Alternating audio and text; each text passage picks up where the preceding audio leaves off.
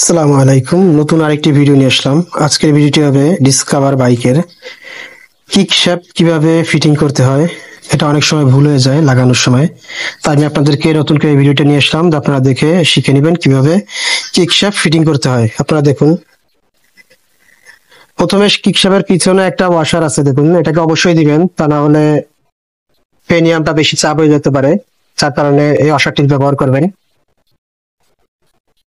দেখুন আমি কোনভাবে আপনাদের কিক শ্যাফটটি ঢুকাই। এই গ্রুপটি, আপনারা যে গ্রুপটি এখন দেখতেছেন, এই গ্রুপটি ঠিক এই জায়গায় এই বরাবর লাগবে। তো এই বরাবর লাগতে হলে স্প্রিংটা কই লাগবে সেটাও আমি আপনাদের দেখাই। দেখুন আপনারা একটু খেয়াল করে দেখুন, একদম সহজভাবে আপনারা কিক স্প্রিং এবং কিক শ্যাফট লাগাইতে পারবেন। দেখুন আমি আগে স্প্রিংটার সাথে সুন্দরভাবে ঢুকাই নেবো, একটু খেয়াল করে দেখুন আপনারা।